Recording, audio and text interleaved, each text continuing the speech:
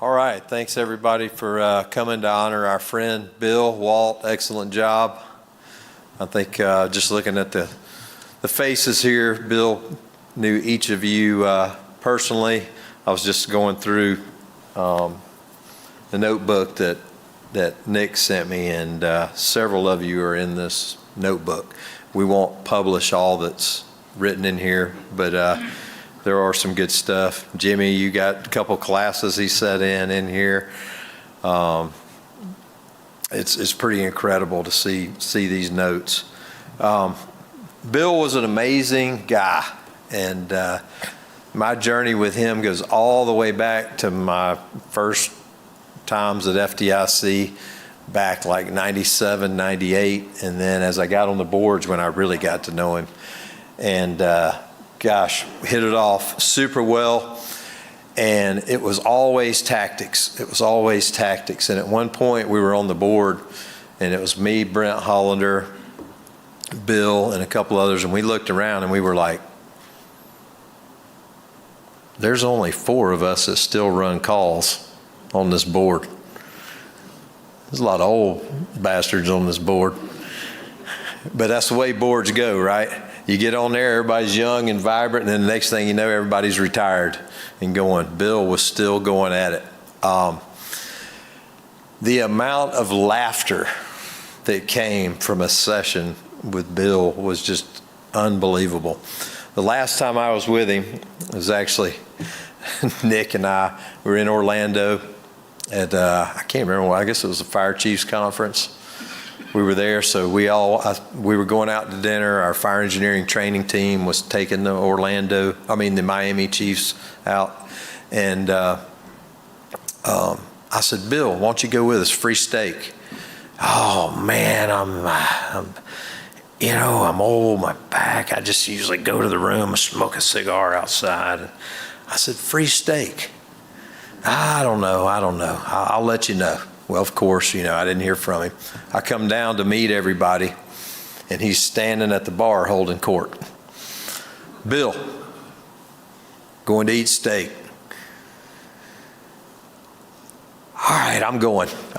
So he jumps in the car with us, goes, and he freaking holds court for 2 hours in there drinking his, mojitos, and what is your name? Oh, Francisca. Could you put a little extra rum in the mojito?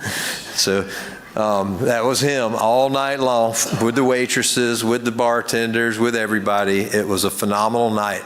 Then the ride home in the Uber.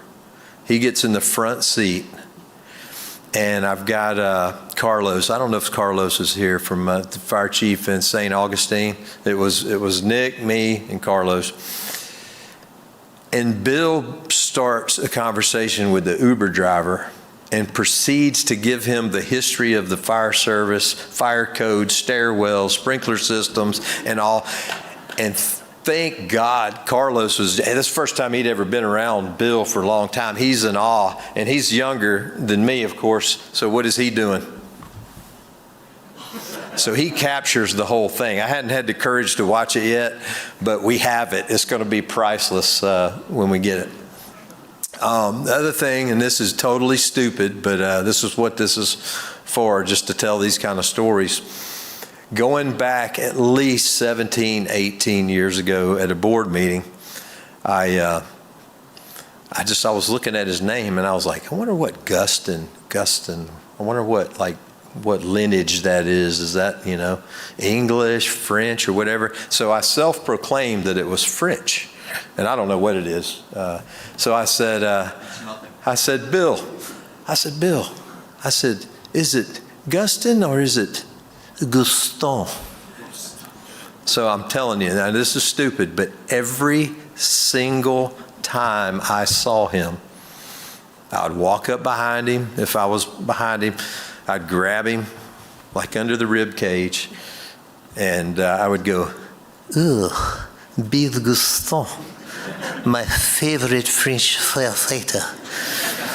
And I'm telling you, this happened hundreds of times, and every single time he would hunch up and freeze. He knew it was me. and he wouldn't turn around, and he would respond like this. Yes, it is me. All of my life, I make the crepe. But they never call me the crepe maker. But one time. I'll just stop right there. Y'all can fill in the blank.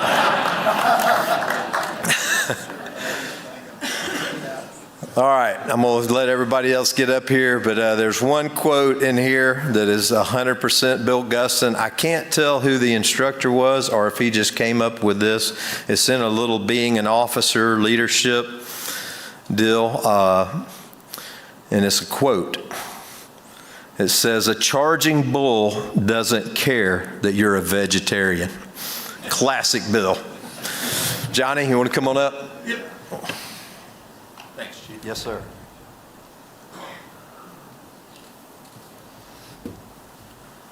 To quickly clarify, Gustin is nothing.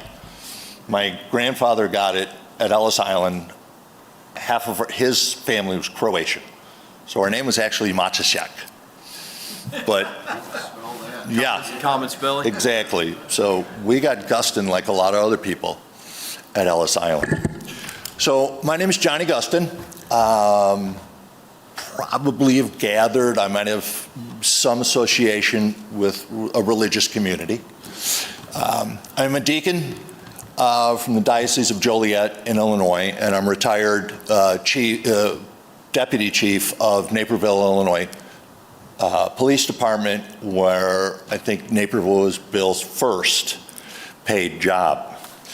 So all of the accolades that have been already said and will be said are from the perspective of Bill as a fireman, as an adult. Actually, we do have French in our family, Chief. We just don't admit it. So I'm going to give a little bit of a perspective here. Diane, I got to set my clock. Keep me honest. 4 minutes. All right. Give me a countdown. Is from being the little brother. Nobody else here who can tell that perspective. And I am a proud guy to be able to say that Billy Gustin was my big brother, is my big brother. So one of the things that I was his sidekick, and I went everywhere with him. Now, Bill's 5 years older. Now, 5 years older when you're 45 and 40 is nothing. When you're 12 and 7, that's a lot. And but I was his sidekick, and he used to take me all over the place when he was on the volunteer at Wheaton. And if we weren't at the fire department chatting with the guys, we were at Klein's Auto Garage, diving into the cars back when you could actually find the things that you needed to fix in that car. But I imagine there's enough guys my age in here. Do you remember the old pop machines where you pulled the little door open on the side and then you would pull the bottle out? I thought that was the coolest thing ever. Every time I went downtown with my brother Bill, he bought me a Coke. Every single time. And it's one of my favorite memories. When we went and hung out with the Wheaton Fire guys, you probably all know my grandfather was Chicago Fire, my father was Chicago Fire. Bill was a volunteer at that point. His path was already cast. I just thought it was the coolest thing to hang out with firemen because they were heroes. Every fireman I would meet had a story, had been in some place I didn't want to go. One of the things that clarified whether I was going to be a fireman was we got a chance to go. My dad was on Snorkel 1 in Chicago, and we took the family down there, and I don't know, Bill was maybe 15 or something like that. And he climbed into that basket, and man, he was in heaven. That thing went way up there, and I didn't think they were ever going to get him off. So they bring it down, and they put me in the basket, and it moves about 2 feet, and I'm clinging onto the outside of that thing like a spider monkey. I don't like heights. And so the die was cast that day, which one of the sons was going to be the fireman. And it wasn't going to be me. Steve Rauter and I were talking about the old Irish rule. Grandfather, Matt Murphy, a little Irish, was, the rule in the house was, it was Bill, Jimmy, and Johnny. And sometimes Bill and Jimmy would, rough up the little brother. And all it did was make me tough. But as we all know, the rule is, if I got jumped anywhere else, they were there. Because nobody beats up their little brother but them. So, Bill's death was tragic, but I believe that there's a lesson to be learned. And the love and passion that has been displayed is just so incredibly heartwarming. And I'll end with this because you probably don't know it, but it won't surprise you.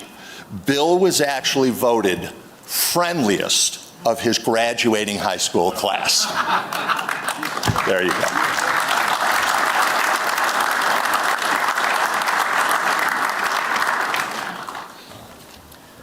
Johnny and I are kind of tag teaming on this because I'm going to fill in some blanks beyond his stories. I'm Steve Rauter. I'm a retired deputy chief at Lyle Woodridge Fire District. I was there from 1976 to 2006. I took over became director of a 911 center in Plainfield, Illinois, and I finally retired in 2021. I'm Bill's former roommate, so 1997, I go back further than that. When we were serving together at neighboring suburban fire departments near Chicago, we were college classmates at College DuPage. We were fellow Wheaton firefighters. I'm a friend of Bill's brother, Johnny. Bill and I met in 1973. Bill stood up in our wedding. I stood up in his wedding with Peggy. Bill's 2 kids are about the same age as my two kids. Bill's nickname for me is Jocko. Now, he might have recycled that, so if there's other fellow Jockos in the room, I'm okay with that. But it was more often, hey, Goofy. Okay, I was his roommate, he could get away with that. I wanted to share some things that perhaps you won't hear from other speakers. Bill and I had a lot in common. As Johnny pointed out, Bill was 3rd generation fire service. His dad and grandfather served in the Chicago Fire Department. I'm 4th generation fire service. My great-grandfather, grandfather, and father firefighters in New Jersey and New York State. Bill's dad and my dad were World War II era veterans. Bill's dad served in the South Pacific on the very storied aircraft carrier Yorktown. My dad trained black troops in America's very segregated World War II Army. Bill's dad and my dad were very religious men. Bill's dad served as a Eucharistic minister in his local Catholic church. Bill and I had actual fire service DNA. Can't deny it. Bill's dad would refer to the 2 of us as 2 peas in a pod. Both of our dads came out of the Depression era of the 1930s and were hard-nosed, stern men. When Bill and I were paid-on-call firefighters in Wheaton, we were 20 years old at the time, testing with local fire departments. Bill would call me up and say, hey, Rauter, let's go hit some hydrants. Or, hey, Jocko, let's take the reserve truck and go throw ladders. Now, this is 1973. You can't say no to Bill. The full-time lieutenants would happily turn us loose and let us get some training. Bill and I drilled on how to quickly raise a 35-foot ladder, including the one-man raise of a 35-foot ladder, and that's not heard of much, but you would heel the ladder against the wall of the structure just in case we needed to effect a rescue of a fellow firefighter or civilian. We studied building construction and planned point of vantage for hose lines. One icy winter night, Wheaton had a structure fire. Young Bill was alerted by his pager, and he left his dad's house to go to the station. His car spun out on the ice, and Bill hit a power pole, injuring his knee. The steering wheel took out his upper front teeth, and his other injuries explain the scar on his lip, if you notice. Bill's car was a wreck. I quickly became Bill's chauffeur to get to fire science classes at College DuPage. Bill had a lot of fun taking out his removable partial and making jokes about his toothless grin. I'm going to add a little bit here. There's another story that goes along with this. If Bill was out to dinner and went to a nice restaurant, he would undoubtedly take his partial out and dunk it in the beer to clear it out and put it back. Well, one night he did that and he dropped it on the floor. Bending over to pick it up, he kicked it across the room, and as Bill tells the story, this little kid with the family was saying, "Mommy, Daddy, that man's teeth just fell out." Tell the story all the time. Bill went from Wheaton Fire Department to Naperville Fire Department full-time about the same time I started at Lisle in 1976. We were roommates in an apartment on the border between Lisle and Naperville. Then in 1978, Bill went to Metro Dade Fire Department, later renamed Miami-Dade Fire Rescue. I moved up the ranks in Lisle, and it was renamed the Lisle-Woodridge Fire District. In early 1980s, Bill was already involved with Miami-Dade Training Division when MDFR first got rescue helicopters, the big Bell 412s. Bill helped the public safety pilots obtain their firefighter certification in order to be allowed on fire scenes per the state law. Bill helped the chief pilot of the program get through the fire training and told Bill, "If you ever need a favor, call me." Well, Mary and I planned a trip to see Bill, Peggy, and the kids. Bill arranged for me to fly with the rescue helicopter group, a visit I will never forget. I had the pucker factor experience of landing on Jackson Memorial Hospital high-rise helipad and witnessed with the pilots the precision airdrop training of the 300-gallon belly tank for wildland fires. Bill did not ask for the favor for himself. He asked that favor for me. It's a demonstration of his generosity to others. Bill had the following quote during various training sessions. And this quote may have likely been said here at FDIC in years past. The quote is, and this is Bill's emphasis, not mine, "Remember, it is fair to second guess firefighters who are killed in the line of duty. It is fair. It is not only fair, but it is our obligation to our families, to our coworkers, to our department, to learn from fires and tragedies that we were lucky enough not to go to." That's a quote from Captain Bill Gustin. Bill was a lifetime learner and a committed instructor.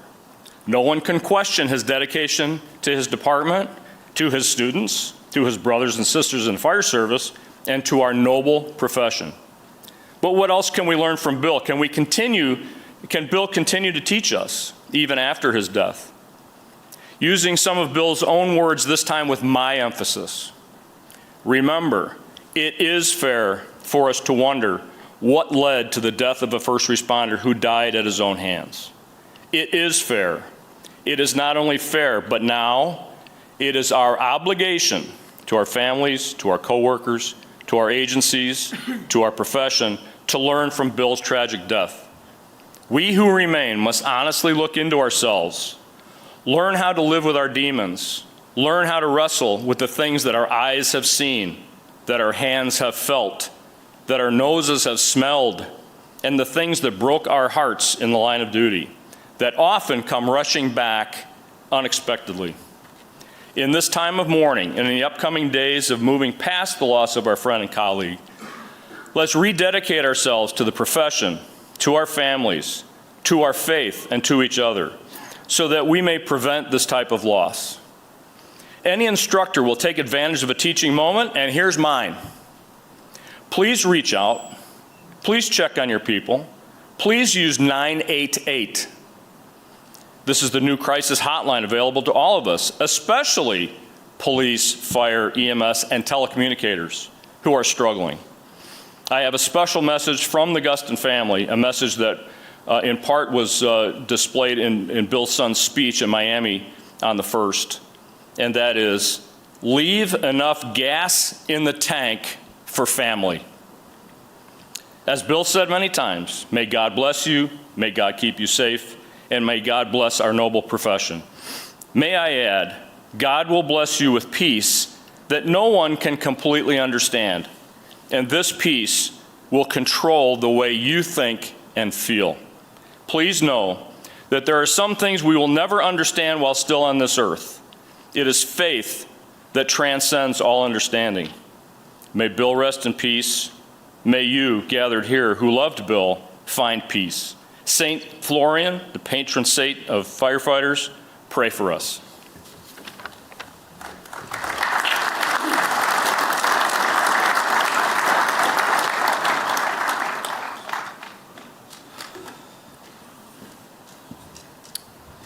I'm going to keep this short because it's all I can manage. I want you to know that Bill was transformational. I mean, it's transformational as somebody who pointed a path to what excellence looked like and what it could be and how to write an article.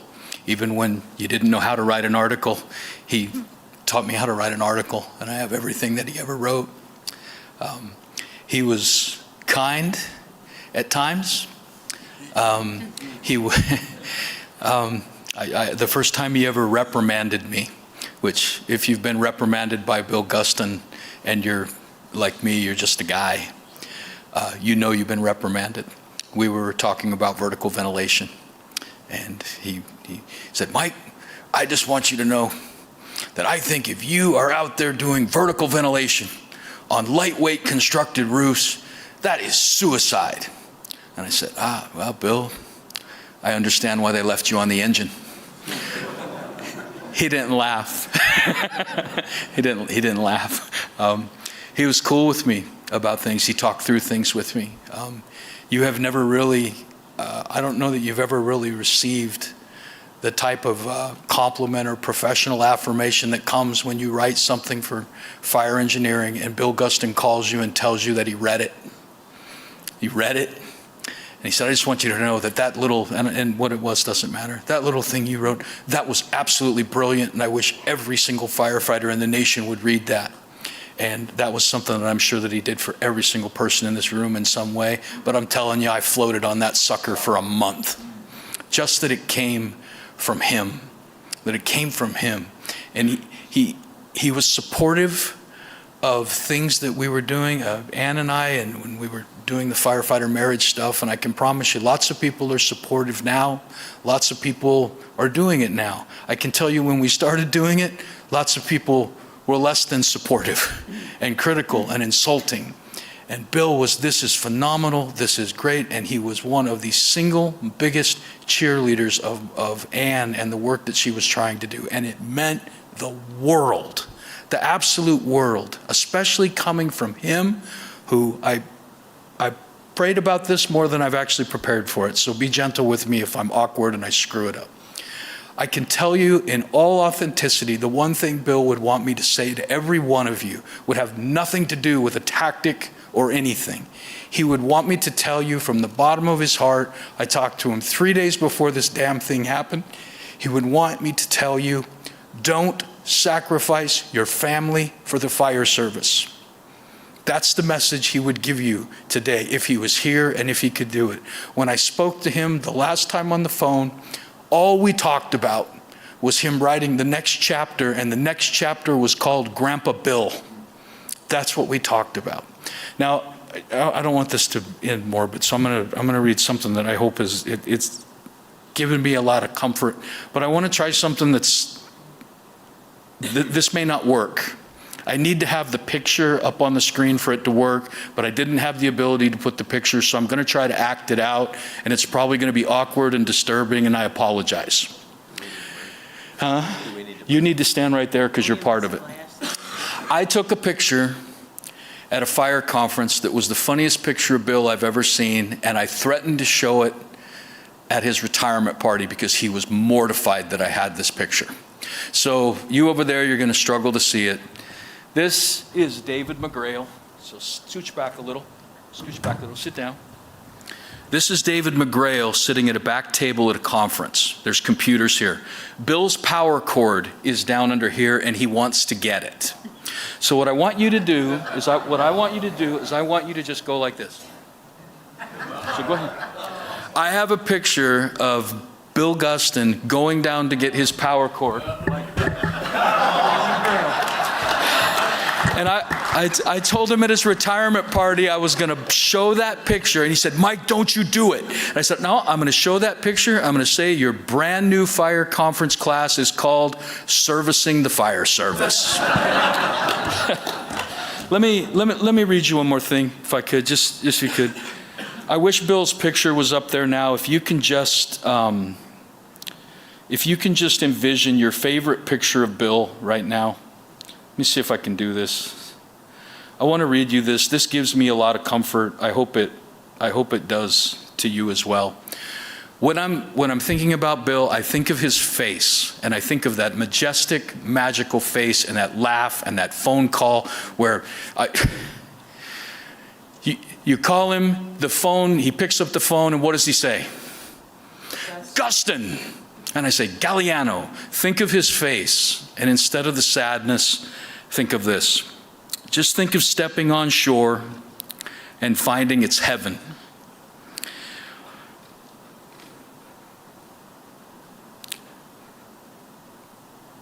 Of touching a hand and finding it's God's. Of breathing new air and finding it is celestial. Of waking up in glory and finding that this is home. That's what I think of when I think of Bill Gustin now. Yeah.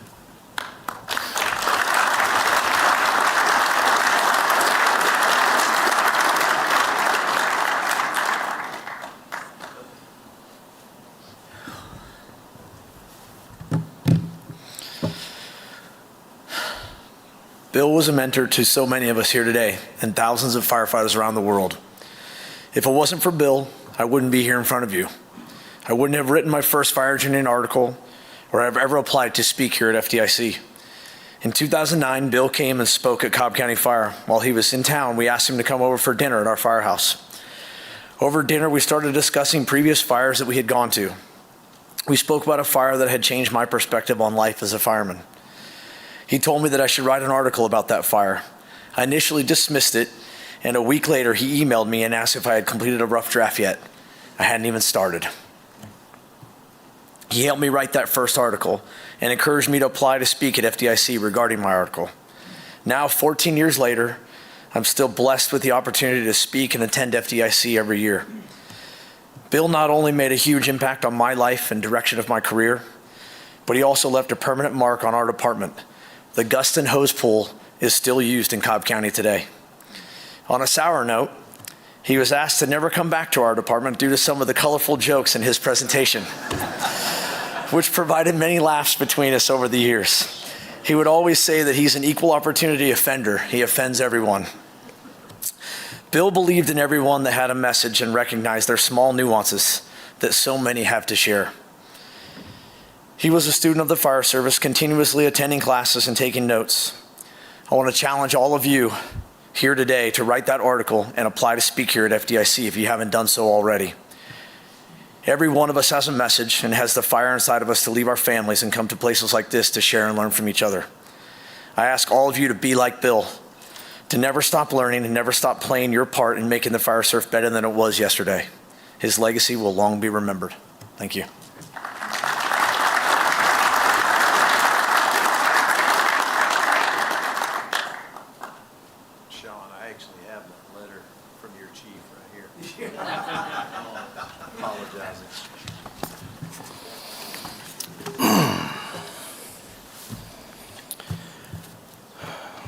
To stand here today and honor Bill Gustin is to honor not just a firefighter, a colleague, a friend, a mentor, but a teacher of life. He taught us lessons that extended far beyond the fireground, lessons that shaped us as people. I first heard of Bill Gustin 30 years ago while I was working for another fire department. I always dreamed of working for Miami-Dade Fire Rescue and working with and learning from someone like Bill. To me, it was like making it to the NBA and playing with Michael Jordan. When I finally got hired with MDFR, I knew exactly where I wanted to work. Firehouse 2 in Liberty City.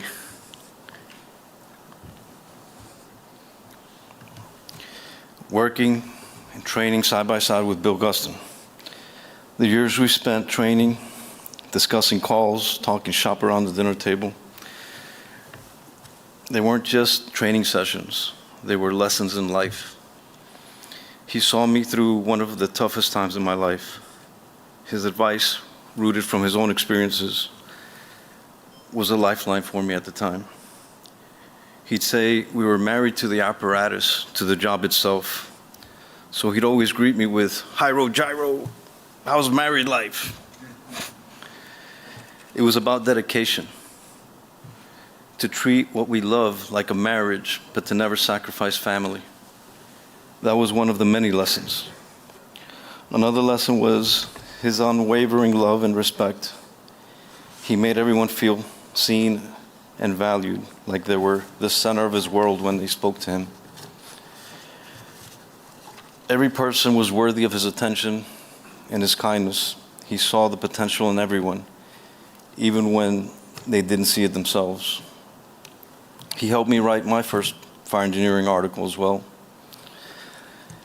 He showed me that I had something to contribute and convince me. He had that gift to make everyone feel special. He also taught us that failure is a teacher. He shared his mistakes, not just his victories. Everything I write, everything I teach comes from mistakes I've made, he would tell me. We learned as much from Bill's failures as we did his successes, but he taught us that growth comes from those failures. He taught us that the value of failure, that life itself is a learning process and that we must embrace imperfection to truly evolve. Even in our final conversation, our final goodbye, he was teaching me something. As I retired from MDFR, his emotional farewell, the tears we shared, it was a testament of his selflessness. For Bill, it was always about others. He cried with me, but encouraged me to move on, to keep moving forward, to keep growing, to keep exploring. He put my growth before his own sadness and reservations of me retiring. Bill's influence stretched beyond the firehouse. He shaped our industry, from the firefighter on the nozzle to the hose manufacturing plant. Key Fire Hose was one of those manufacturers that had the privilege to see his dedication firsthand. He wasn't just a mentor, he was a collaborator, pushing manufacturing to innovate. His insights made firefighting tools and equipment safer and more effective. He touched lives at every level, and Key Fire Hose was honored to have collaborated with him. Bill's greatness wasn't just about firefighting, he was more than a firefighter. He was a great human being who used the fire service to touch lives. For Bill, it was about humanity. He loved people, he loved animals with a rare sincerity. He was funny, smart, engaging, charismatic. He could capture your attention and make you a better firefighter for sure. But most importantly, he made you a better person. He showed us that we can all make an impact wherever we are, with whomever we meet. To truly honor Bill, we must carry his lessons forward. Dedication without sacrifice, love and respect for all, embracing failure as growth, and always putting others first. Let us strive to be the kind of human being that Bill Gustin was.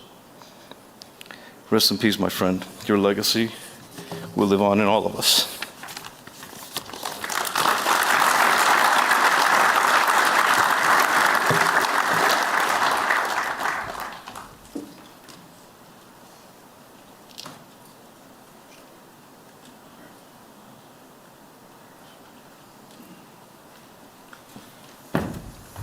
Jimmy Davis, friend of Bill Gustin, mentor. We need to do this really quick, if you can hear me, please. Let's stand, man, and give him a round of applause, man. We haven't done that, all right?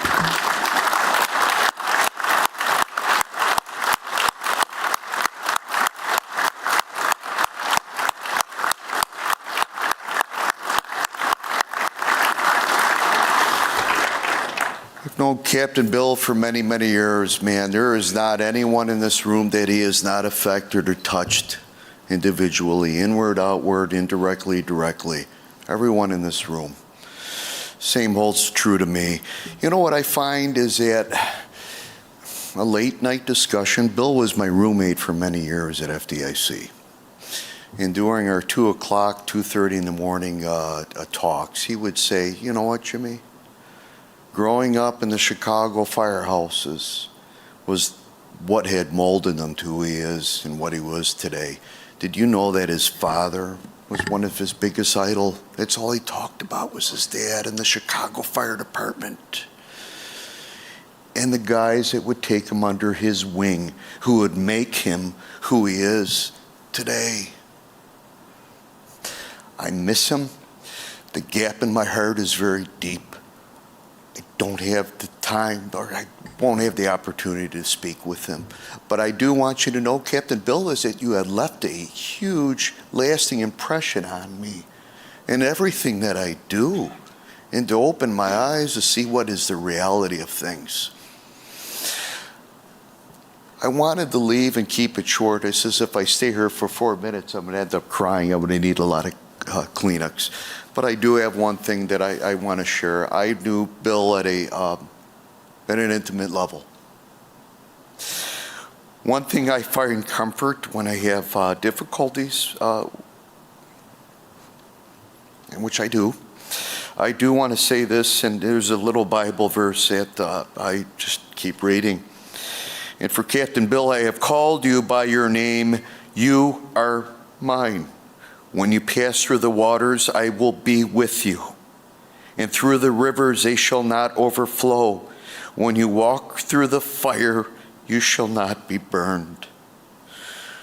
Nor shall the flames scorch you, for I am Lord your God. Rest in peace, Captain Bill. We all miss you. And I'm saying it for everyone in this room. Thank you. Yeah.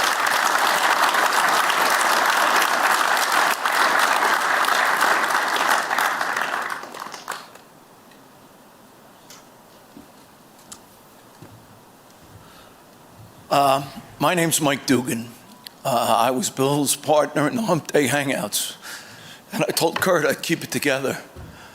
Bill always called me Captain Mike. The man was a mentor, a friend. We talked every week. It was just great. He was just a good dude. But I'm going to tell a funny story because I got to laugh with Bill. We were going to the board meeting in Tulsa and flew into Atlanta. Bill flew into Atlanta. Steve Pegram flew into Atlanta. And we were having to change planes. And Steve Pegram and I are sitting there, and Bill's sitting there, and he's clueless. Yeah, what's going on? We are sitting in the C terminal. We can't see B. We can't see A. It is pouring, lightning going everywhere. And I look at Steve, I say, this sucks. This ain't gonna happen. The next thing we know, Atlanta's shut down. The airport is shut down. So I look at Steve, I say, we gotta do something, bro. And he goes, yeah. So Steve gets on the phone with World Travel, Vicky Lane, and says, we ain't getting out tonight. And I call Diane, and Diane says, do what you gotta do. Bobby says, do what you gotta do. So I do what I gotta do, and I go and I find a hotel. Steve calls the travel agent. We're all on the 7 a.m. flight the next morning to get to Tulsa. So I look around and I say, okay, where's the closest hotel? And I find a Hampton Inn. Do you have a restaurant? Yes. Do you have a shuttle? Yes. We get to the Hampton Inn. Okay. I get 3 king-size rooms, so we all have our bed and everything else. And then we go to dinner. Well, this waitress comes up. And everybody who's ever had dinner with Bill and a couple of cocktails, 1 or 2, I'm not going to say, Bill is in there and he's like, you married? She goes, yes. He goes, where is he? Well, he's home. Well, then you're not. And we sat there that night, and that waitress, she got a wonderful tip. We had a great night. And I can laugh. I see this and I smile. Bill was life. He lived life. He loved life. I'm going to leave you with what I now call Bill. He's one of the killer bees. Brennan, Bruno, Bobby, and Bill. Mount Rushmore, the fire service. Love you, brother.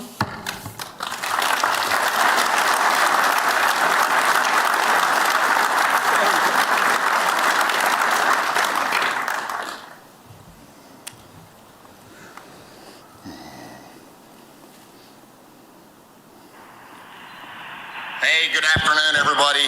Hope you had a great lunch. Thanks for coming back this afternoon. You are fortunate and lucky to have who I view is my top mentor, top person who influenced me in the fire service next to my father. Nobody's had a bigger impact on the direction and how I operate as a suburban/county firefighter. This individual has written not just articles, but articles that are books, and I've read every single one of them.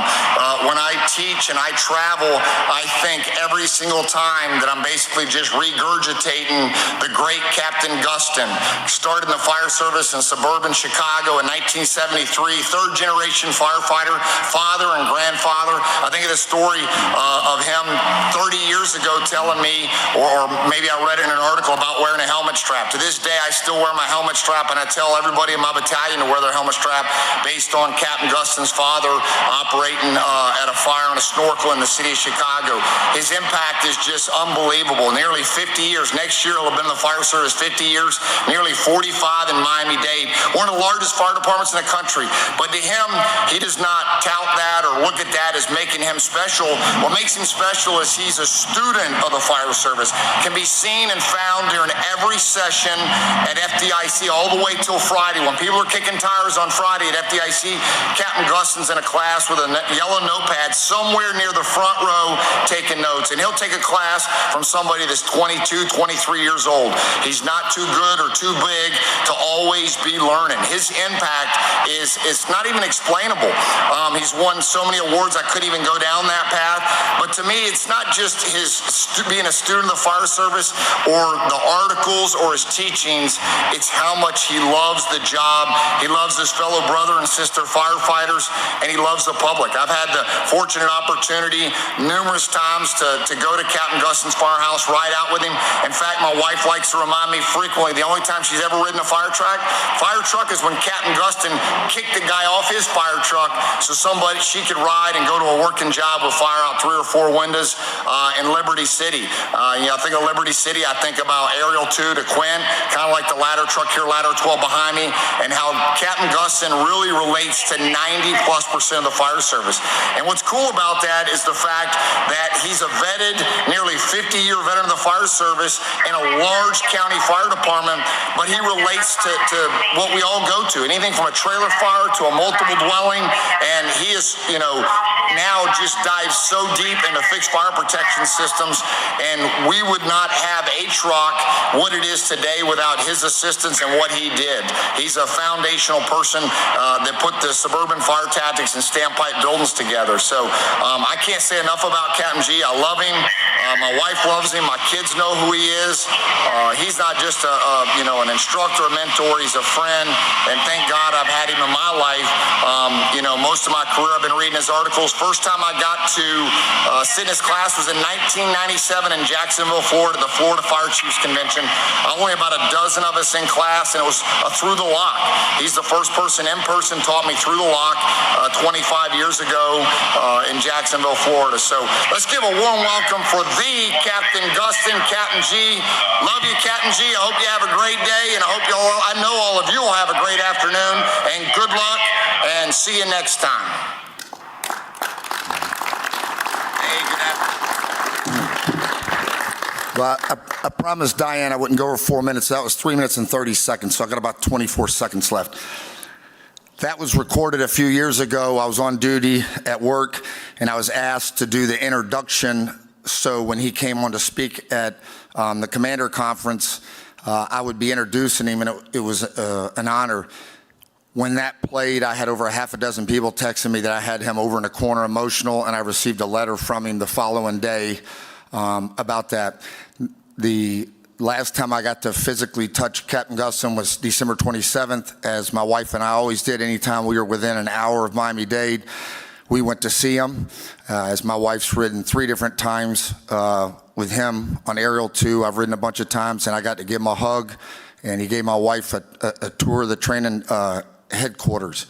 And to anybody in here that never got to sit in this class that's young, all I can tell you is if you study and read everything he's written, you will be a knowledgeable firefighter. God bless. Captain G, thank you, buddy.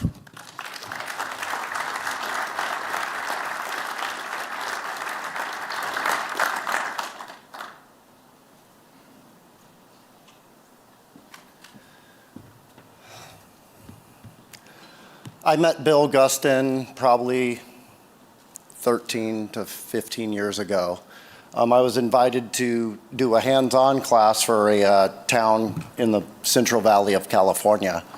It was a small department, very active, and every once in a while they brought in some outside instructors. So I traveled over there. I was going to teach engine company operations.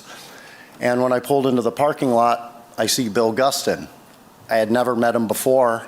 I come from California. It's not unusual to see famous people and people on movies and whatever. I never trip on that. But when I met Bill Gustin, it was like, wow, I've been reading his articles since I came in the fire service. Andrew Fredericks is the only other one that made me feel that way when I met them for the first time. So we're supposed to be stretching hose lines for the day. I was in charge of the evolution, and Gustin is there taking notes. As you've heard, he's often in the front of the class taking notes, and he didn't do any different with that drill. I thought he was taking it just so we could be on the same page for the class. But as I start running students through the evolutions, he's asking more questions and continuing to take notes on an outside hands-on class. Probably 2 years later passes, and I get a call from my friend Dennis Laguerre, who I worked with, saying, hey, Bill Gustin's looking for you. I guess he had called Clark Lamping too. Hey, do you know this guy in California? So he finally gets a hold of me and says he wants to do this podcast on engine operations. And as you said, he saw something in me that I didn't see in myself. You're in Miami-Dade. You know a lot of members of Chicago. Why are you contacting me? So I did that first podcast, and I was very nervous. I had all my books and Andy articles. I didn't know what was going to come up with this. And we did that, and he asked Halton that we continue that monthly, and we call it the Hump Day Hangouts, and we've been doing that for, 10, 11 years or so.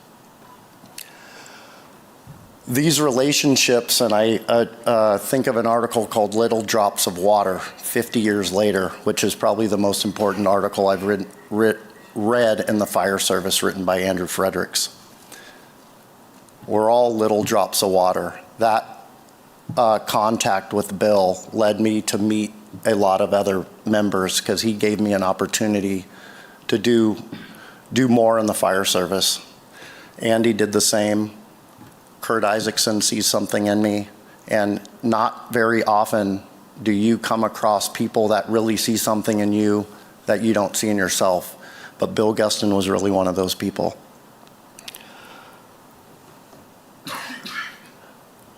I think of fingerprints when I think of a lot of people that have come and gone. Our award recipient this morning, Bob Morris, has been a friend for a while. And when he retired from the FDNY, they had a dramatic rescue in Manhattan, where some of these tall buildings, when you're rappelling and you have a troubled worker, you can't quite haul them up, or you can't lower them down. There's some physics in just the length of the rope, and that's not going to work. So he really worked on cutting glass, and he took the members through a drill in a high risk but probably low probability exercise. They had some workers stuck outside the building, and Rescue 1 made that rescue. And the members called him and said, your fingerprint is on that rescue.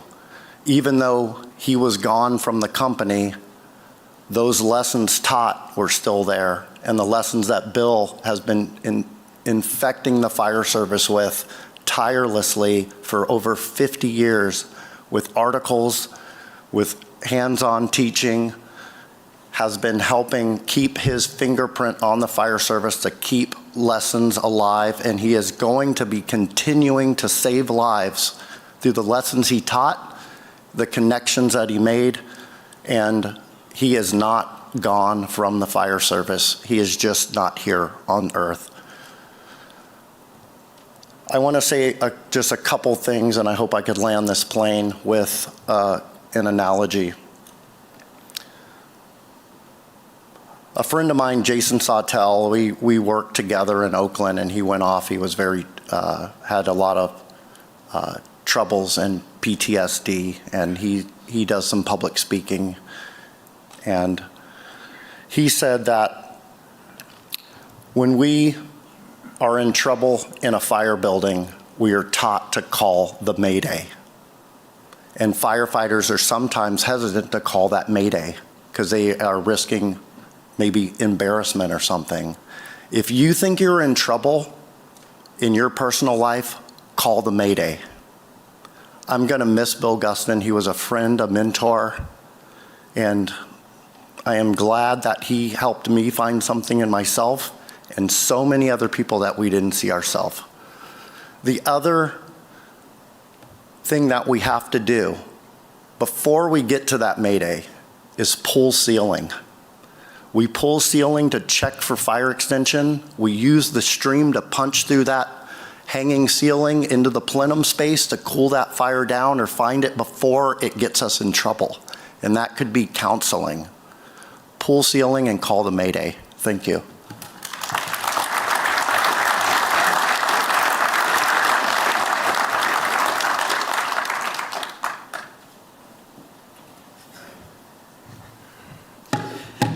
Thanks, Chief Rhodes and Diane, for giving us this opportunity to talk about our friend Bill. I first met Bill about 10 years ago. It was my first time speaking at FDIC. Right before FDIC, I received a phone call from Bobby Halton. And the phone call said, James, we have a problem. I've sent you an email. We need to address it. And Bobby hangs up. So I checked my email, and I was doing a class on tilt-up construction. And the Tilt-Up Concrete Association had learned about my class, had contacted Penwell at the time, and asked them to pull my class from the conference. So Bobby's response was absolutely not. This is a firefighter conference for firefighters, but he welcomed the Concrete Tilt-Up Association to come sit in my class.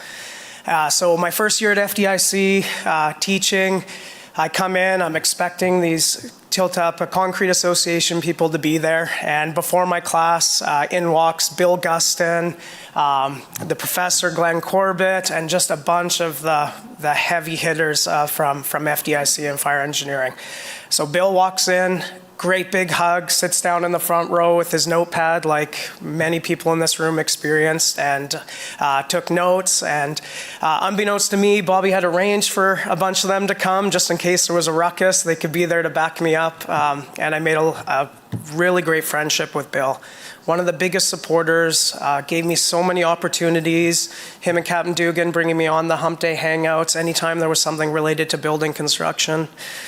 I just recently got promoted to a lieutenant, and Bill was a huge part of that. He would constantly call me and bug me about it, and we had tons of conversations. I was very hesitant.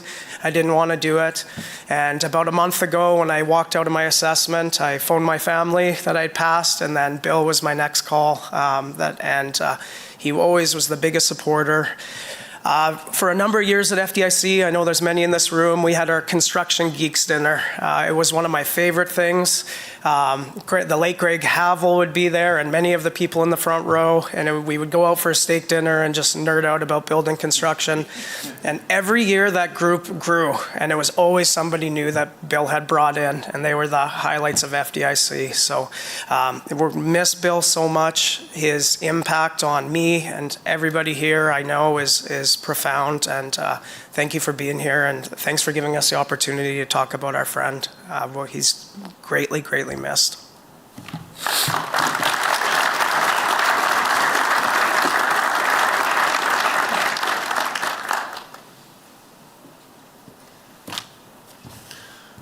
Only 12 pages.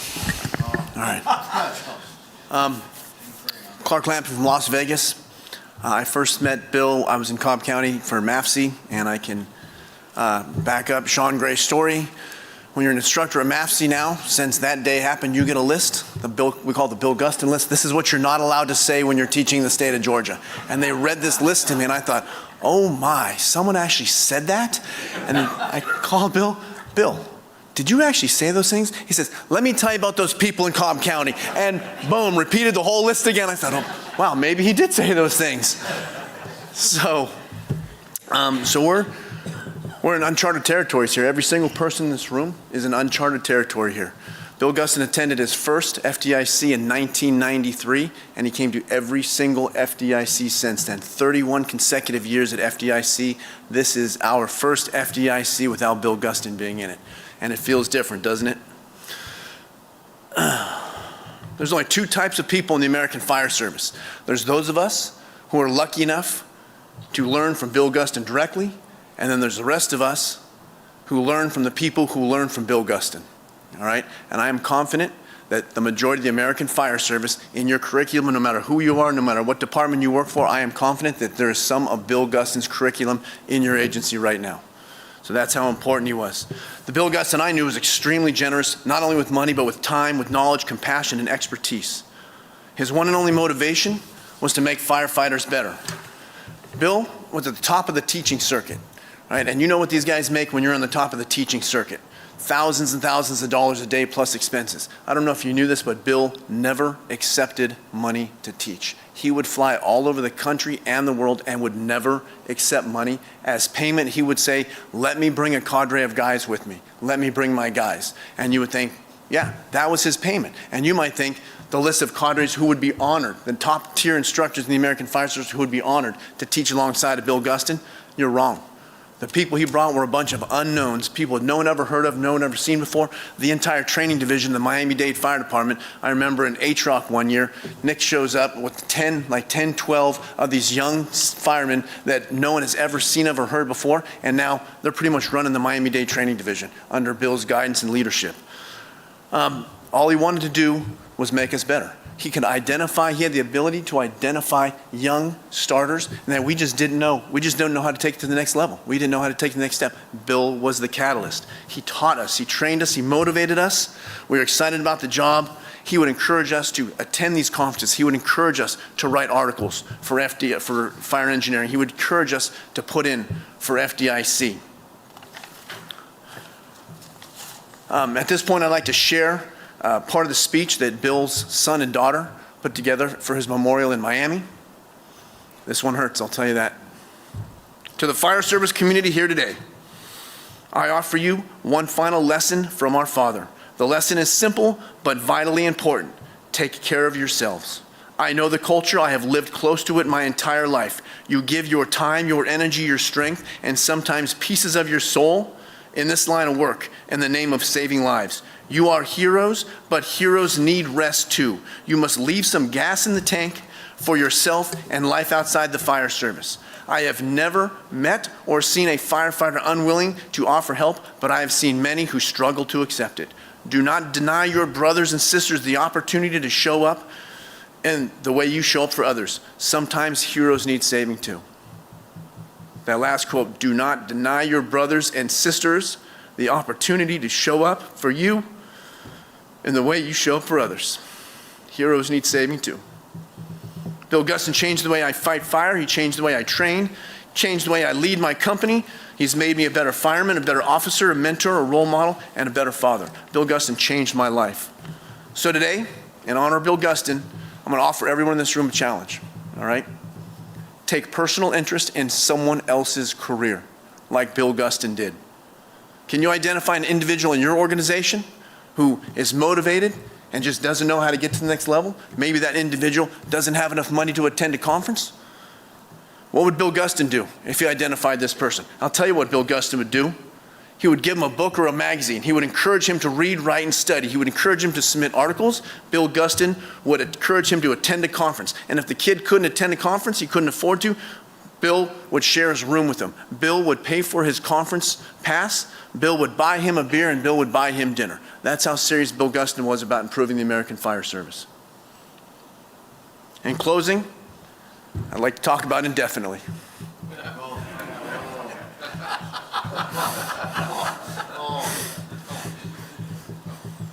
We're all indebted to Bill Gustin indefinitely. The countless lives that he has saved are indebted to Bill Gustin indefinitely. Our lives will be less full indefinitely. Bill Gustin will live in our minds, our hearts, and our teachings indefinitely. And I will miss my friend indefinitely. And according to Bill Gustin, I better not. I better not. Indefinitely. Indefinitely. Thank you.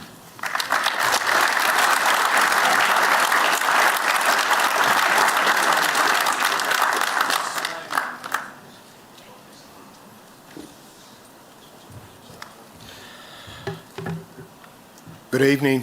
You may notice I've got a little bit of a different accent because I'm not from around here. All week I've been telling people from South Dakota, so please don't be offended if you're from South Dakota. My name's Rick Owen. I'm an Assistant Chief in Victoria in Australia. And it's 10,000 miles or 29 hours to get here. And I tried like hell to get Bill to come to see me, but he didn't like to fly. But I'd just firstly like to thank Chief Rhodes and Diane for this opportunity to talk and be amongst some fire service royalty. Bill had a huge impact in the US, but think of, for me, 10,000 miles away, he had a huge impact for us. So it just wasn't you, it was the whole world. And I'm very indebted to be here and talk about him. But I want to talk to you about two little, not incidents, but just stories I have. In 2019, I stayed with Bill for a week. I was on a study tour and I was at his great department and he was very proud of it. But you mightn't know, at 3 o'clock in the morning, when I got up to go do my own business, he's sitting there answering emails. And at breakfast in the morning, I said, "What were you doing last night, mate?" And he goes, "If people send me an email, I reply to all of them." And I said, "Well, that's a fantastic thing." And I said, "How many did you do last night?" And he goes, "Oh, about 80. So he was at 3 o'clock in the morning doing emails, and at 6:30 we were up in the gym, him and I. But I want to talk about one little funny story. When I first met him, in 2007 or 8, roughly, I was on another junket or study tour, and I was staying with Chief Downey, who's a lovely man. And I was there in Dade for 3 days, and they'd given me a driver, and I could go see anything I want. I had the run of the department. You know, as Bill used to call me, my little Aussie wanker. I accepted it. But I had the run of the department, and my driver, and I can't remember the gentleman's name, he said, "I'm going to take you to meet a legend." And I thought, "Oh yeah, okay." At this time I'd been a subscriber for fire engineering. I knew the name, but hadn't met the man. So he takes us down to this obscure little area. They were on the railway line doing training. It was a stinking hot day. It was like 90 degrees and about 85% humidity, and he's sweating like a pig. And he walks up to me, and there was no introduction. There was no shake my hand or anything.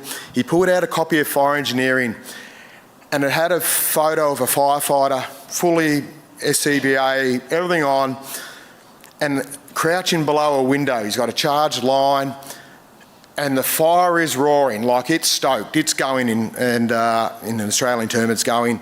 And he just says to me, "What would you effing do?" And I thought, being an Australian smartass, sorry, I don't know if I can say that, being an Australian smartass, I said, "Well, Bill, in Australia, I'd stand up and I'd put some water through the window and have a go at the fire." And he goes, "Would you be worried about pushing fire?" And I go, "Well, Bill, in Australia, water puts fire out." And he says, "Correct answer, you and I'll be mates." And I thought, and ever since then, we've been mates. So again, thanks for the opportunity. I don't want to talk too much more because I'm struggling, as you can see, but thank you.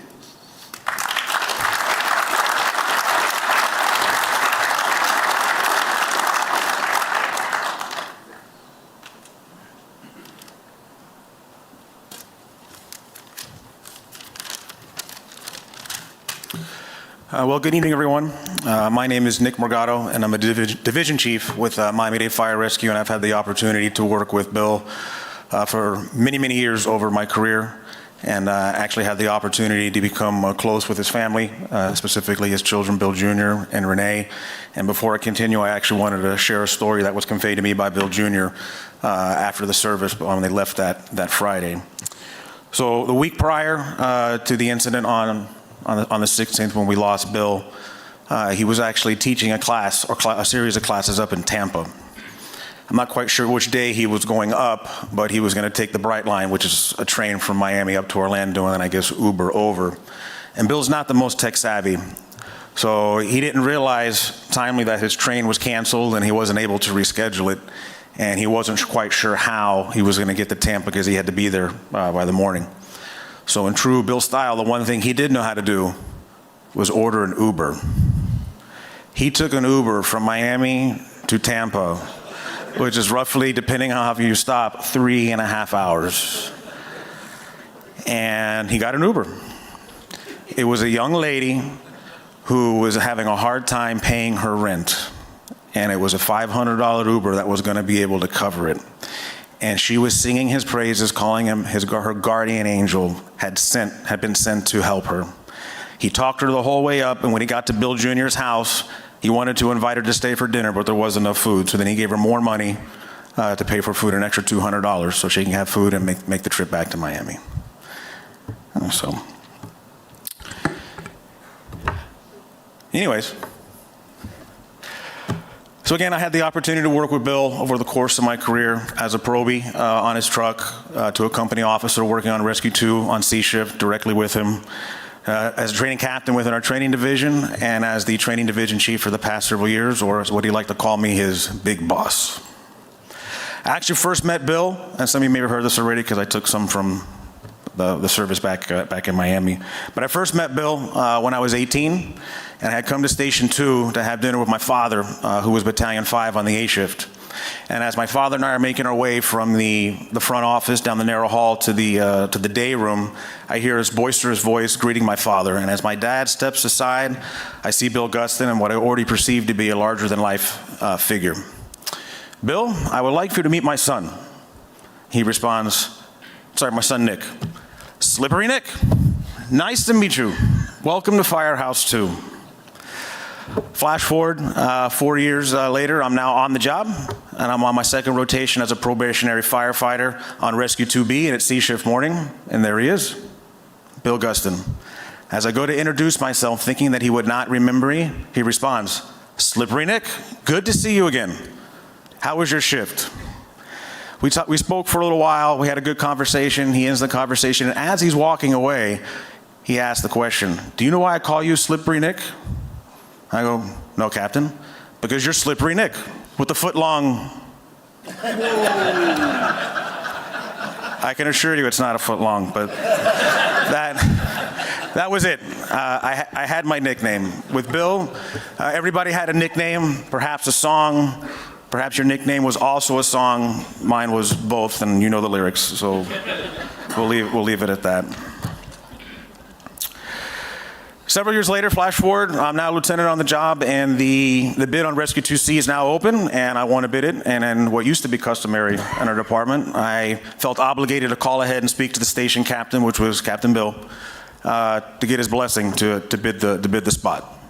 So I call Station 2, and he picks up, Slippery. We had a nice conversation, and then I popped the question, Bill, I'm thinking about bidding Rescue 2C, and I wanted to get your approval. Slippery, why would you want to do that to yourself? You are going to be miserable. But if you want to do it, you have my blessing. And I got the bid. And I got to work directly with Bill for over a year at his beloved Station 2. During that time, the one thing that stands out the most that I learned is that he cared about people. Not just the firefighters in the station and those that worked at the fire department and the fire service, but the community that he served. Every call that he ran with compassion and humility, despite how significant or insignificant the reason we were that were there on every call.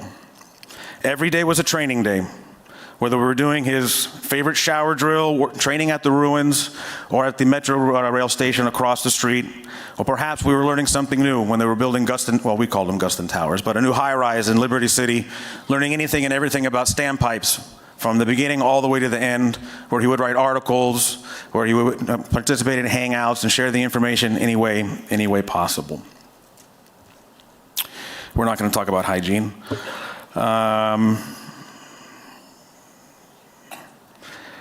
My best memories of working him with at 2 were our conversations that we had at 2 o'clock in the morning when he were finishing reports from the day or calls that we had after midnight, looking at a video that somebody had sent him, reviewing one of the articles that he was currently working on, or just giving advice and being a mentor. And my time at Station 2 will always be cherished. I had the opportunity to leave Station 2 to go to our training division, and of course, I asked the good captain what he thought. And he said, being an instructor for your department is one of the most daunting things that you will ever do, because you have to know your shit. Otherwise, they will see through you. But I think you'll make a great instructor. And that helped make my decision, and he wasn't far.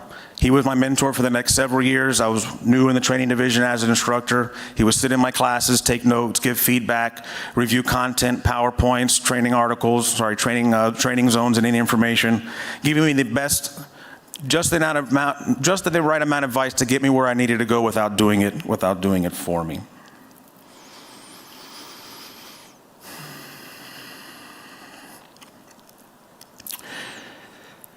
He loved working with recruit classes, working with the recruits, getting them set on the right track, giving them advice. He would constantly just walk down the halls and you would see him just having court with a recruit class. And they're not supposed to fraternize, but nobody told him no.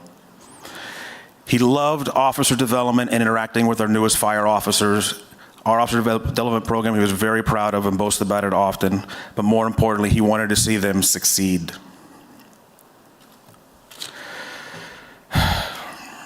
He was the glue of the division. Actually, he was the glue of headquarters. Our training division is located right behind our headquarters, and everybody knew him. When the news broke, headquarters and training was devastated. All the way from the cooking staff at the cafeteria to our cleaning staff in headquarters, our HR divisions, and most devastated were actually the cleaning ladies in the training building. They're the ones that took it to heart. He loved everybody and interacted with everybody. He never met a dog that he didn't like. And he had always made it you feel like you were the most important person in the room. Things that I will miss most, I will miss seeing him at his dedicated seat in the cafeteria, hearing his boisterous voice and laughter from across the office, and anticipating seeing him around every corner. I will miss him popping his head around my office door to talk shop, to tell a bad joke, or inappropriate joke. He always had an ability to make an inappropriate joke sound less inappropriate. I'm not quite sure how he was able to do that. But again, to talk shop, tell a joke, or humbly ask to take a day off so he can go visit his children, Renee and Bill Jr., and his grandchildren, as if I would say no. He truly was the most humble person that I ever met. Even though he was larger than life, once you got to know him, he truly was a humble man. To wrap up, author Terry Pratchett has said, "No one is really gone until the ripples they cause in the world go away." Well, Bill Gustin's ripples are cemented in time. Generations of firefighters to come will speak and learn from him, just as we do today with such names as James Braidwood, Lloyd Lehman, and Francis Brannigan. So in actuality, he truly never will be gone. Thank you.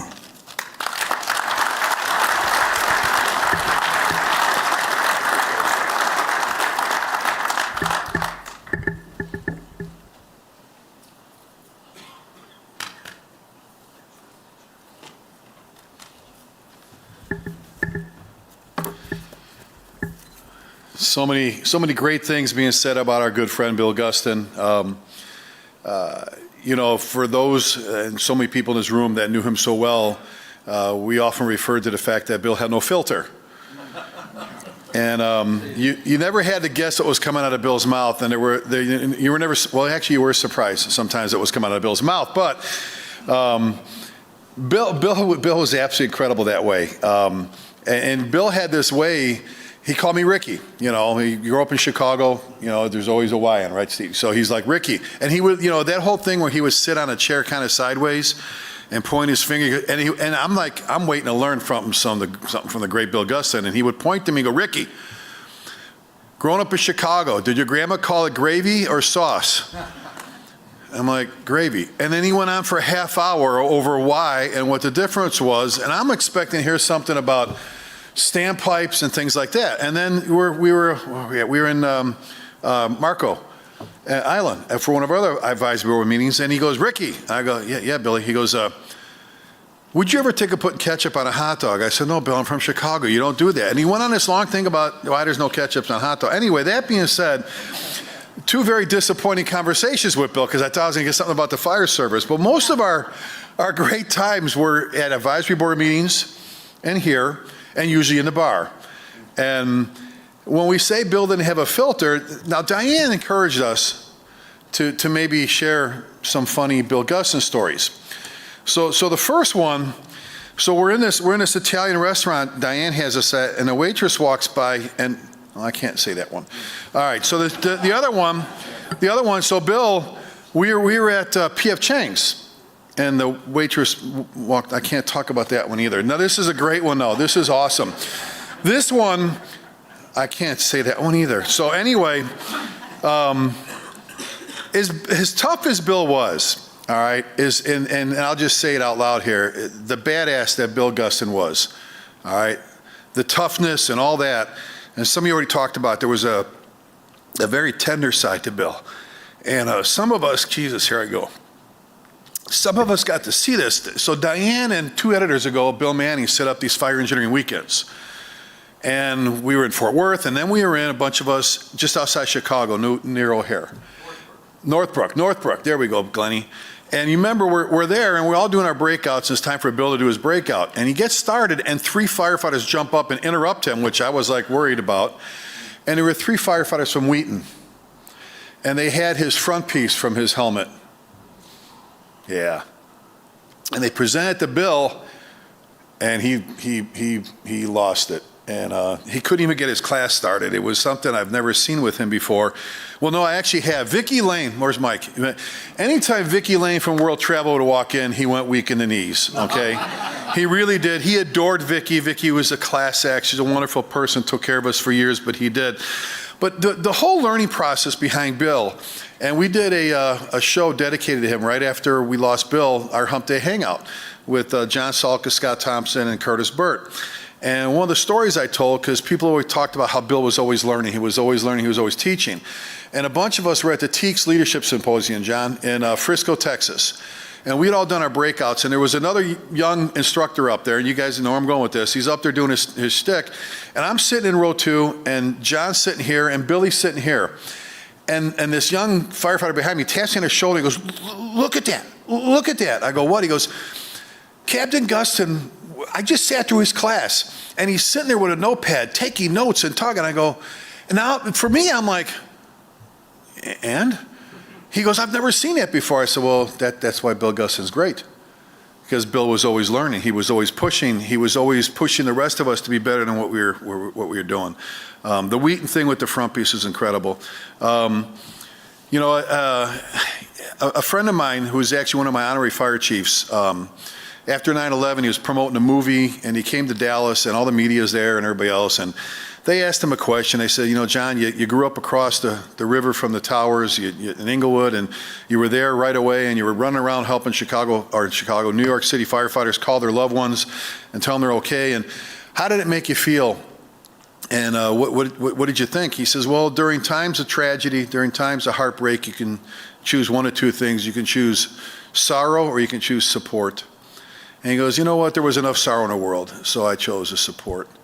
And I thought about this, and I'm going to choose to support Bill Gustin. With every class I teach, looking at Bill, watching Bill, his mannerisms, yes, he could say things sometimes you're like, oh my God, I can't believe he said that. But again, like somebody said, he had this way of saying things like that, that as much as I thought they were inappropriate, they weren't. You know, he could take anything where he could make any joke work, wherever we were at, it didn't matter. But I'm going to choose from this point forward to support our good friend and do what I can to carry on his legacy, because it will be one of those that we'll be talking about for decades. So God bless you, Bill. Thank you, David. Thank you, Diane.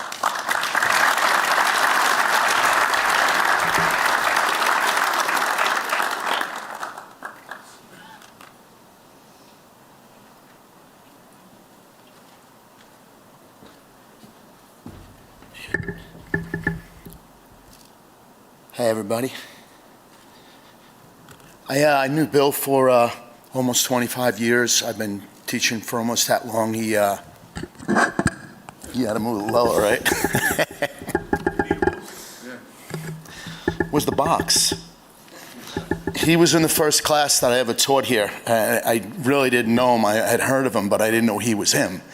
And he came up to me after, he must have read the article, you know, and he would call me every now and then whenever he would read an article. And he was, you know, one of those guys that was forever a student of the job. You know, he was always inquisitive, and he was a consumer as well as dispenser of the Kool-Aid, you know, which everybody here does as well, you know. But he inspired us all to be inquisitive and to be better every day, which is really the mantra of all firefighters, you know. And he'd come into the class and he would sit close to the front, and, you know, he was distracting to the instructor, you know, because you got Bill Gustin sitting here. And, you know, I've had other people sit in the classes too, but for him, you know, like he was so expressive with his face. So you're trying to read him every time, like you say something, you know, and he would ask questions now and then, but he would often wait till later on. And he was, it was always a pleasure to have him in the class. But when we would go to the advisory board meetings, I would always be, you know, really excited, you know, and it was, you know, he was one of the guys we would see, and at the end of the night after dinner, we'd go outside to smoke cigars, and I don't smoke cigars. It's like smoking a headache to me. So he goes, come on, let's go outside, we'll talk. I said, I don't smoke cigars, Bill. You know, they're bad for you, man. He goes, well, listen, come on anyway. Maybe we can kill you with secondhand smoke. So I was like, you know, but he always wanted to know, you know, I did an article, we had lost a building, and it was because we didn't stretch the lines properly. So we were sort of struggling with, you know, trying to figure out how to stretch the lines better into, like, you know, 4 or 5 story tenements and apartment buildings. So we came up with a thing called the tenement load. And it worked for us, worked really, really well, you know. And so he called me on it, and he said, can I use that? I want to teach that. I want to put that in my classes. He goes, I'm going to give you credit and all that. He goes, but I'm not really sure how you do it. I said, well, it's like driving a bus. He goes, but do you put your body into it? Is it like doing the twist? You know, like, so he was pretty funny with that. But he always screwed my name up. And he said, well, maybe not, but he said it had to do with where you were in the country.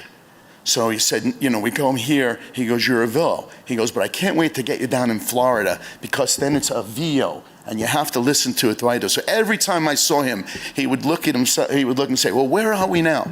Is it a VO or is it a VO? And it was just one of those things that, to me, was how I remember him. Because every time I seen him, he never failed to talk about that, you know. But he lived that "don't let today be the best you'll ever be" mantra, you know. And you know, I feel he's a part of all of us. That's just my belief, that when people pass, they become a part of all of us. And you know, we have that little piece of him inside of us, especially, you know, at this conference here, you know, and this year and going forward, you know. You know, we come here to pass on knowledge and move it forward, you know, and you know, I think it's important that we recognize that little piece of Bill Gustin inside ourselves and share it with everybody who is here to drink the Kool-Aid. You know, Bill was a firefighter. He was a friend. He achieved the ultimate goal of all firefighters, and that's to leave the job better than you found it. You know, and you know, Father Judge used to say that prayer all the time, you know, please let me go where you want me to go. Please help me meet who you want me to meet. Let me say what you want me to say. And keep me out of your way. And I feel very fortunate to have been in the right time, the right place to meet Bill Gustin. And I thank God for our friendship, and I thank God for the friendship for all you guys. God bless you, Bill. Thank you.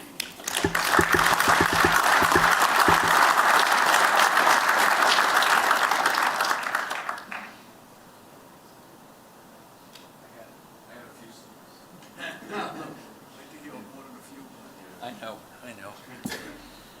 This is going to be tough. So my name's Glenn Corbett. I'm one of the technical editors of Fire Engineering, and I've also known Bill for probably since the mid-'90s, I guess, and with his relationship to the magazine and, of course, his relationship to the show. I mean, I've listened to everyone here. I'm almost the last person to speak today, and I can see Bill in every single one of your presentations today. I mean, it's remarkable because I'm thinking about the scenes that you described as well. You know, the two words that to me that come forth to me about Bill is authenticity and humility. Those are the two big ones. This is a guy that at a conference like this, you have 35,000 people coming here. And, you know, there's so many people out there, and I won't mention, of course, any names, but there's so many people who beat their chest to be I'm the best instructor, I'm the best this. This is a guy who was the top, and you would never know that by the way he acted. And so to me, that was the authenticity and the humility part of him. He knew every stinking detail about everything. You know, it was like unbelievable. You know, he was funny. And I'll give you a quick story about FDIC advisory board meetings. So we went to Marco Island we were in New Jersey, we went here and there. We did go out to Tulsa for several years. And of course, Diane and Bobby would always pick the first week of August to go to Tulsa. And it was about 8,000 degrees outside. And every time I get to the hotel room, turn this TV on, they're evacuating nursing homes because it's about 800 degrees and whatever. So they would set up a dinner, of course, for the whole group. And so we stayed in this one place, I think it's called the Renaissance. And it was basically about 4 blocks away from this main drag. And having lived in San Antonio for a while, I was familiar with, you know, these paper streets where the streets are there and there's no buildings. So you got to picture this. There's a whole group of us. Now, Alan Brunacini, and Tommy Brennan, they brought over in a car because it was about 8 million degrees outside. And so the rest of us walked from the hotel. And so here we are walking down these streets, and they're effectively paper streets. There's no buildings there, just sidewalks and hydrants. That's it. And I swear to God, we're walking, and I think it was Mike McAvoy, and I forget who else was with us. But anyway, we're walking down the street, and you remember the Austin Powers movie where there's a steamroller, and it's about 8 miles away, and it's coming at the guy, and the guy's screaming and stuff. Well, here we are crossing the street. And again, there's sidewalks, but there's nothing. And his car at the far distance is coming up to us, and we're coming across. And so Bill and I go across first, and there's a few more that's a little bit behind us. And the car comes up. It's a Tulsa police car. And the guy rolls the window down. He says, it's against the law to jaywalk. This guy's cop. And this is a cop from Oklahoma with the crew cut, the traditional look of a state trooper kind of guy. And Bill starts in, and I'm looking at this, and I'm like, holy God. Bill gets about halfway through the sentence, realizing it clicked in his head, this guy's really wound tight. Okay, he's going to come out of the car. We're going to get arrested for this, right? And Bill immediately stops. Sir, I am sorry. We were doing the wrong thing and stuff. But it started off as a joke, and it stopped halfway through. So, anyway, it was incredibly, funny. He knew his stuff. I mean, it's said 100 times here that. The thing, one thing impressed me one time was, as technical editors, he would read an article, as I would, and our job is to go through it, look for technical errors, find substantial little stuff, whatever it is, that's the job that we do. And there was one particular hose pack that came in many, many years ago. It was like in an engine company column. And sure enough, Bill, on his own, went ahead and pulled one of the pre-connects off and then repopulated the engine with this new hose lathe that this guy's proposing just to see if it worked or not. I mean, it's like, that's how far he went.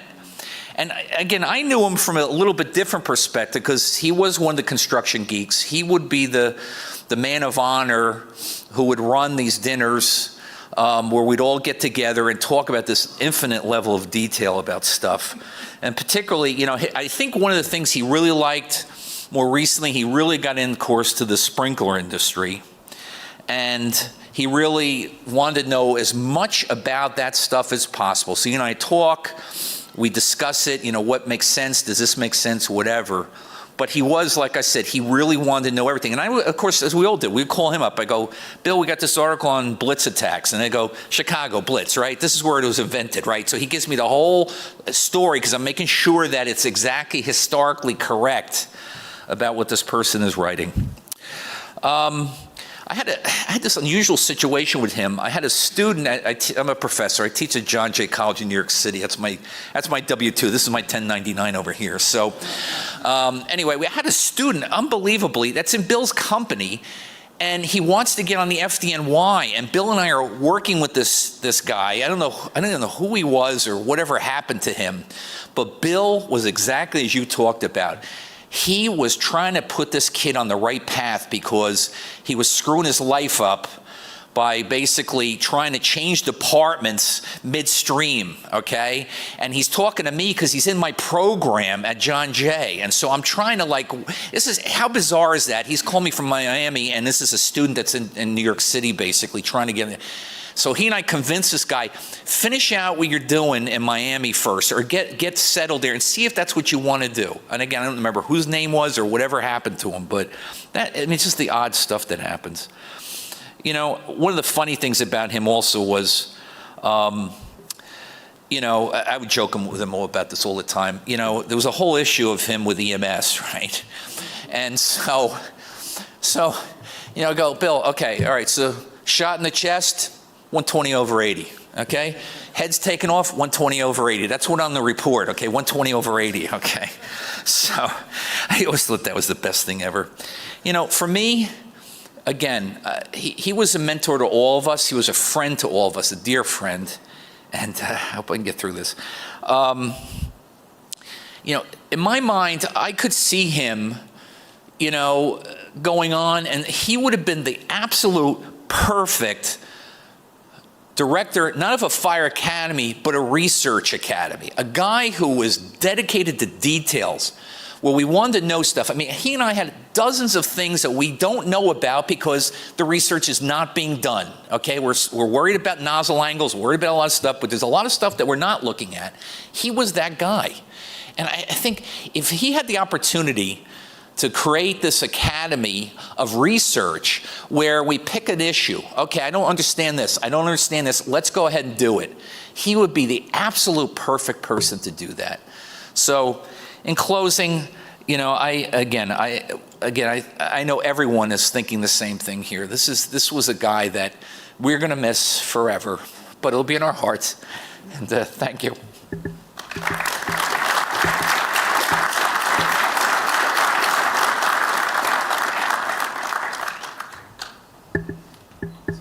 Last but not least, my name is Diane Rothschild. I've been an editor at Fire Engineering for 36 years. And in my 36 years here, Bill Gustin is the only author who didn't type in his articles. He would call me and say, I'm sending you an article, and I'd be looking in my inbox for something with an attachment, and all of a sudden the doorbell would ring, and it was FedEx. And I would open up the FedEx, and there was 3 to 4 legal pads of lined yellow note paper, and he hand wrote the entire article. And as his editor, I had the pleasure of typing it up for him. So that was fun because I think he only stopped that recently and started typing in his articles. The other thing I'm always going to remember Bill for is he would call me and start out the sentence, "Your people." And I knew who he was talking about, but I would tease him and I'd say, who? Women, editors, people from Ohio, who are my people, Democrats? And he'd always say, the Jewish people, because he worked in an area that had a big Jewish population, and he would just come back from like a V&D call, and I'd say, what's a V&D call? Veek and dizzy. That's what he taught me. So I was always responsible for your people in Bill's eyes. And the last thing I wanted to say about Bill is that he would sign all his emails to me, Shalom, Mr. Bill. And I don't know if you know what shalom means, but it means hello. It also means goodbye. And in Hebrew, it also means peace. So all I've been thinking about since his death is that I hope Bill's finally at peace. We're going to miss him. Could you watch this short video of him as the conclusion of the service? It's a proud moment for me, for my family, for Miami-Dade Fire Rescue Department, specifically the training division. These guys prove every day that you can be a boss and be a dear friend. Because when your boss is your dear friend, you live in fear of disappointing them. Can I say a few words for our future recipients? You're on the right track because you're out there right now. You begin teaching in your own department. And that can be some of the most challenging teaching because you gotta be yourself. You cannot pretend to be somebody that you're not. I want to thank the Society, Fire Engineering, and my dad up in heaven, 33-year veteran of the Chicago Fire Department, who inspired me to be a lifelong student of the fire service. God bless you. God bless the fire service. Thank you so much. I'm wondering why you're not all in a bar right now. I'm totally mystified. We did not collaborate or rehearse. In fact, I don't even like these guys. So, well, boss, can I spill my guts? I said this in one of the Hump Day Hangouts. Women, they buy shoes that don't fit them, that are not comfortable, and they don't need. Men buy tools that they are never going to need. Now, raise your hand if you guys have seen the little K-12 saw with the DeWalt battery. It's an electric-powered, battery-powered K-12 saw. That's what it looks like. I have absolutely no use, but I got to have one, man. I have got to have one of those things.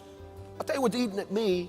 I'm sick and tired of almost every day seeing that another police officer or firefighter has been slaughtered on the side of a road, and it doesn't have to be an expressway. It's out of control. It pisses me off. We're sitting here talking. Yes. Isn't this like The View? Because I don't know if their view is the same view as me. And it is a leap of faith. We would never tolerate having an apparatus that wasn't tested and exercised. Why would we tolerate having standpipe outlets that haven't been flowed in decades? It's crazy. You're a student of the fire service. NIOSH reports, fire engineering, the internet. Do you have to lose 9 firefighters in a voluminous furniture store because you were fighting it with undersized lines using house firefighting tactics for you to learn not to do that? You learn from the fires and the tragedies that you, thank God, you were lucky enough not to go to. I used to tell my dad, Dad, I can't wait to get on Engine 95 in Chicago's. I'm tired of reading about fires. I want to learn it firsthand. He says, wait a minute, Bill. You think that you're ever going to go to enough fires, personally, to learn your job well, to be an effective officer? And I said, I guess not. He says, and also, Bill, I know firemen that go to 2 to 3 working fires a day, and they're some of the dumbest bastards I know. You know what I would do differently? I wish I could take back something that I am absolutely ashamed of. How many times I came out of someone's home and went up to my buddy and went, God, this is great. Did you see that? Oh man, that fire was roaring over the roof. Oh, man, and then Rescue 2 smashed that glass. Oh, it was great. Hey, come on, let's take a picture. How many of us have done that? How frigging cruel, how thoughtless can that have been? But you know why that happened? A lack of leadership, because my officer should have never tolerated that. I heard a guy about a year ago say, "Hey, rookie, how about you give me some more coffee?" I took the guy outside. I said, "You know who that rookie is? That rookie was getting his ass shot off in Afghanistan about 2 years ago." Everybody has to be a mentor. They have to be, even though you're not the officer, we have to set an example. Some of the best firefighters I know are paramedics. And I'm a guy, hey, I'm a dinosaur, but I used to say there's no friggin' way that you can be focused on emergency medicine, as specialized as it is, how complicated it's got, and still know building construction, fire streams, fire behavior, hydraulics, apparatus operation. Well, you know what? I was wrong. I was wrong. You can. All right, controversial, Billy. All right. Here we Is go. the protect or shelter in place strategy? Are we fighting a losing battle, or have we totally lost the war? He always knows how to lighten the crowd, you know? How much trouble am I going to get in when I say, our friend Chris Hydes, we're shooting a training video. I forbid you. I forbid you. First of all, he's a big guy. I said, Chris, with that, you look like a big reservoir tip condom. That's what you look like with that on your head.